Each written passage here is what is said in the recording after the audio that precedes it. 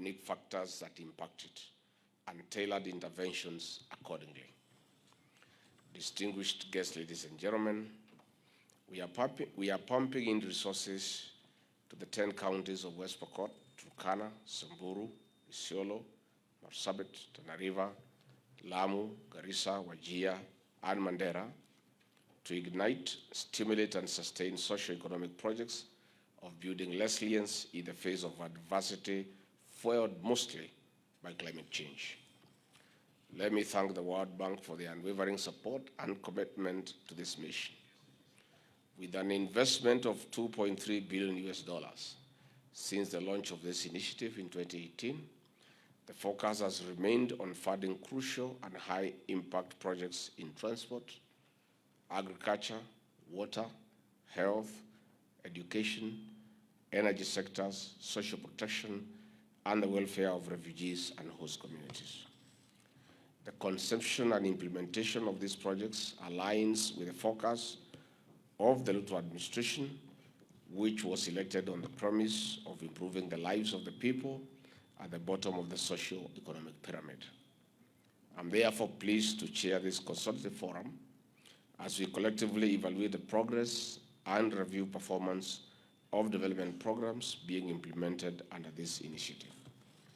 It is part of the monitoring process of ensuring that we are on course to meeting the ultimate goal of enabling and target communities contribute to development of our nation.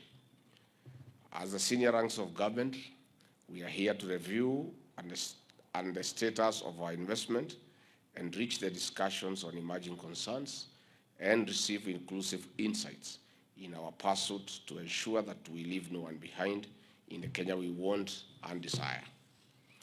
Distinguished guests, ladies and gentlemen, this conversation is very important as we consolidate development plans of the national government, counties, and their locations under other elected leaders. We are not only avoiding replication, but also strengthening our approaches for catalyzed implementation of the projects. The North and Northeastern frontier counties have been left behind for far too long. We focus on them mostly during drought and deluge disasters. Over the last 2 years, my office has been coordinating emergency responses to drought and El Nino rains, causing immense suffering and large-scale humanitarian crisis. It is not sustainable to mobilize resources for relief food, clean and safe water supplies, cash handouts, among other interventions, season after season. Such interventions are ad hoc and short-lived. We also, as a nation, dent our pride that with over 60 years of independence, that socio-economic independence in this region is still a mirage. With climate change, the cycle of asking for help is likely to persist unless we make and implement solid, systematic, and resolute decisions through strong partnerships. We have a duty and responsibility to dignify your people even when disaster strikes through lasting solutions. Distinguished guests, ladies and gentlemen, this is why our administration has given priority to devolution. Besides seeking and strengthening strategic partnership with national and international actors in building better communities as underpinned by the bottom-up economic transformation agenda, the Kenya's Vision 2030, Agenda 2030 of the United Nations, and Agenda 2063 of the African Union. Why are some of these key interventions under the NEDI architecture? In supply of more safe water for domestic and commercial use, we are activating the crop and livestock subsectors in these vast virgin lands. 2, in quality primary and secondary education, we are empowering the community into self-reliance, not only for today, but for posterity. 3, in harnessing solar power, we are igniting the economic potential of the region by sparking and spurring the Juakari sector and expanding employment opportunities. 4, through increased road networks, we are opening up the region to trade between and among the counties. These and other climate action-based initiatives will lead us to the desired change.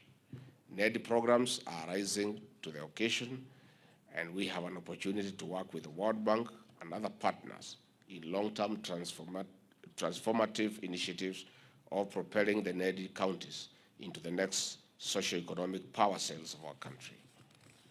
However, ladies and gentlemen, we must not only be realistic but also reflect on this gracious support. The scripture in Galatians chapter 6 tells us to bear one another's burdens and thereby fulfill the law of Christ. But each one must examine his own work, for each one will bear his own load. The support of the World Bank and other development partners will not be available forever.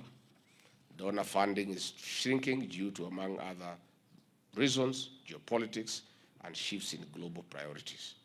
I take this opportunity to ask our grassroots leaders to align and complement their development projects in what is and has already been supported. It is our collective responsibility to better the lives of our people.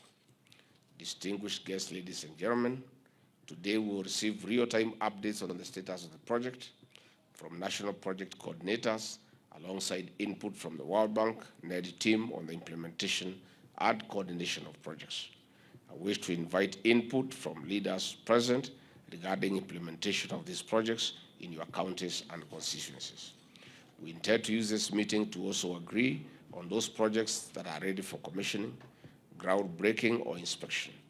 By organizing public events around them, we shall assist to fast-track unlocking of any bottlenecks and secure timelines for their completion.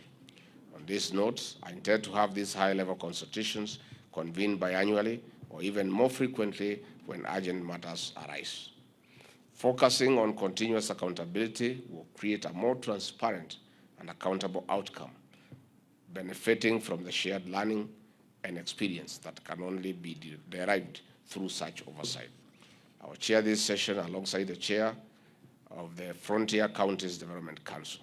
Consequently, we shall receive an overview of the NED coordination framework and an update on the status of NED projects, supported by the project implementation units through their respective principal secretaries.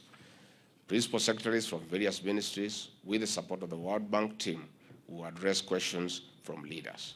I look forward to fruitful deliberations and successful outcome. Asanteni sana.